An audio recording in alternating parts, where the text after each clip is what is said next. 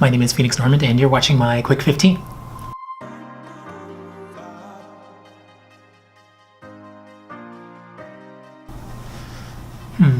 I'd say hire your boss. Don't just get hired.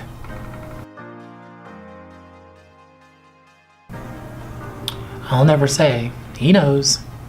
Actually, he's in the book, so if he doesn't know, he will soon.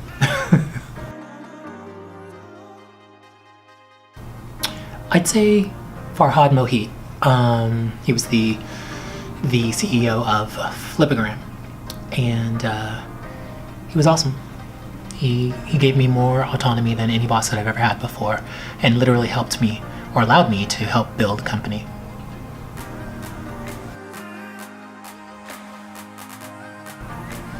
I'd say the most frustrating part of my job, especially now as an entrepreneur, is probably just getting the message out. I feel like I live on LinkedIn, and I enjoy the journey, but it's been difficult, especially filling just 14 seats, especially when I see competitors, if you will, that are, that have big, large conferences that seem to have no issue filling seats.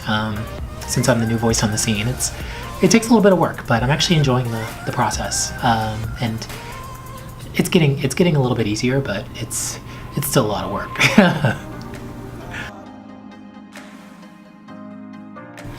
I'd say the most rewarding part of my job is knowing that I'm making an impact. I get emails on a daily basis from people that have taken my class and will write me and tell me, "Oh my God, I got the raise that I was hoping for, and I followed your sort of strategy, and decided that this wasn't the boss for me or the job for me." So I ended up finding my dream job and getting a 20 to 30% raise. To me, that's the most rewarding part. Just knowing that I've made an impact, and that it's an actual, tangible impact on people's lives. And in some way, I've given them the confidence to really reach out and try to achieve far beyond what they thought they would be able to.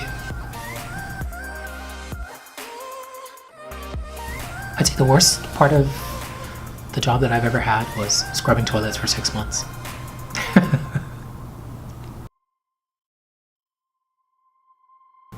I refused to hire a janitor, essentially, and I wanted to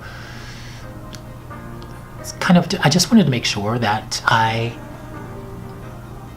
didn't get a little too far ahead of myself. I wanted to make sure that if I was down to scrub the toilets, I knew exactly what my level of cleanliness was, and so that once I did decide to hire someone, the bar was already set, and it was actually easy for me to sort of understand what the process was that went into cleaning toilets and doing it well and doing it to a standard that I had already set for myself.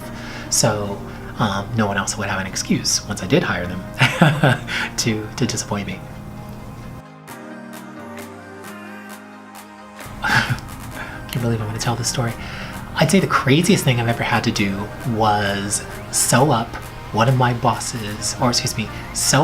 the crotch of one of my boss's pairs of pants while he was in them, right before he walked on stage to give a speech to, 2,000 people. It's quite a scene. Imagine me in front of him doing this and coming from behind and seeing that with me kneeling in front of him. It was pretty epic, but I managed to get him sewed right up. He stepped on stage and knocked it out. So the things we do as executive assistants.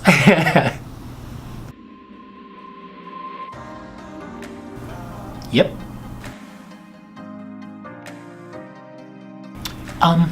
We'd been working on a presentation.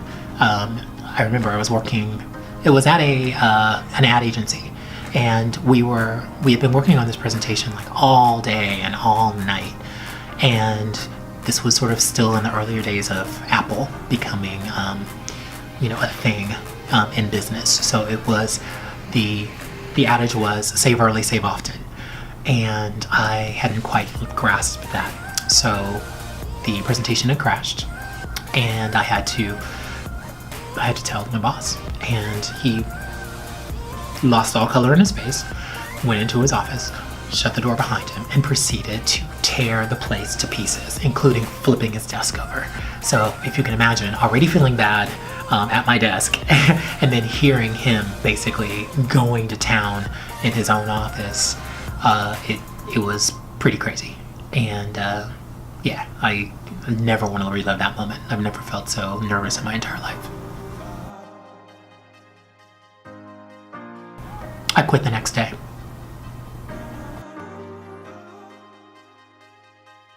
Yep.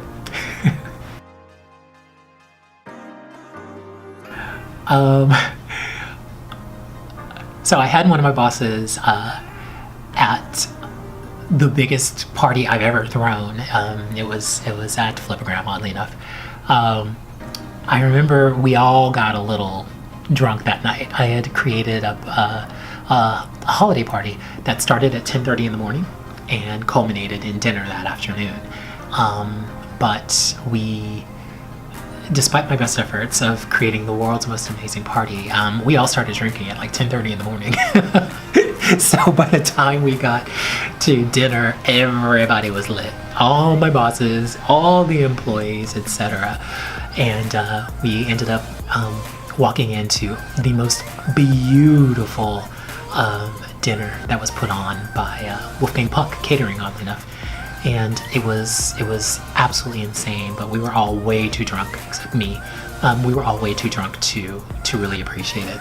And I remember several of my employees decided that it would be a good idea to start throwing the various topiary balls and and metal objects on the table that were there for adornment, throwing them at each other. And I remember one of them hit a server. The chef came over to me and said, "You got to get a handle on this, or I'm gonna pull all my people, and you guys can serve yourselves." So that was a little stressful. And then I remember my boss calling the wait crew Nazis because I had actually chosen the outfit. I had them all in black shirts with black ties and blue jeans, and I thought they looked fantastic. But he was just kidding. That was sort of his MO. He was an incredibly funny man, but that didn't necessarily go over too well with the Wolfgang Puck Catering staff. So I had to do a lot of damage control, and I lost it on him. And I basically told him, "You're ruining my party. This is my party. You're ruining it." And it was pretty wild.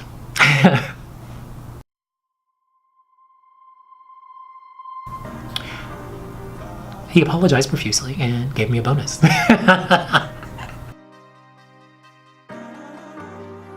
Really?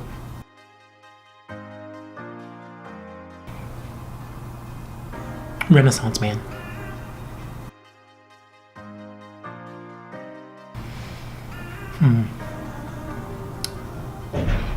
I remember a fan, when I was a singer, writing me and saying that, and telling me that my song saved his life.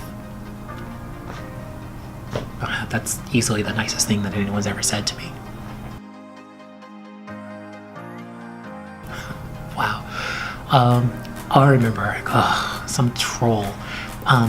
He said I was at a bar with my friends and he walked past me, and I was in like the world's greatest shape at that time. I was a runner, and I think I was still a dancer at the time. And he goes, his friend said something, "Oh, like he's cute." And he goes, "Yeah, he's got the face like a fish, but his body is tight." I was like, "You mother."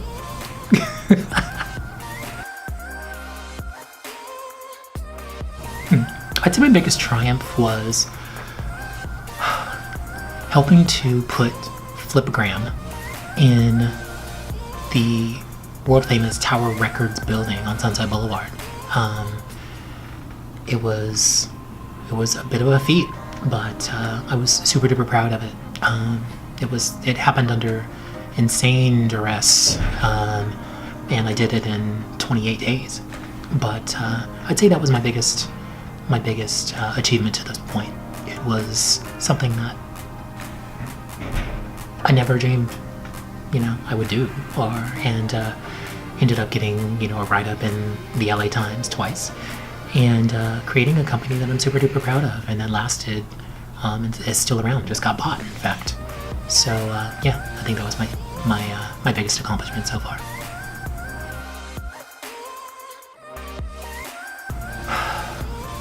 I'd say dream bigger. We're all here for a reason, and I think part of the discovery is figuring out, really figuring out what that reason is, and actually, I'd say dreaming about 10 to 15% larger than that. But I'd say that's the advice that I would give a millennial at this point. Is the world is yours, and as long as you believe and as long as you prepare, you can achieve absolutely anything you want to. And that doesn't necessarily include working for someone else. Start your own business. If you have a good idea and you believe in it, and you really want to put in the work, and you don't want to, cut and run, and you're clear that it's going to be difficult, start a business. Why? Be your own boss. I can't think of anything better. Yes, I had a job for over 25 years, but now that I'm an entrepreneur, and I haven't looked back, and I've enjoyed it more than anything else in the world. So I'd say, figure out who you are. If you're a worker, be the very best worker you can be. If you're a CEO in the making, then become the world's greatest CEO. You have the world at your fingertips. There's tons of information and research that you can do to really become good really quickly. You just have to put the time in and have the dedication and the belief that you can do it, and you will. I'm Phoenix Norman, and that was my Fast 15.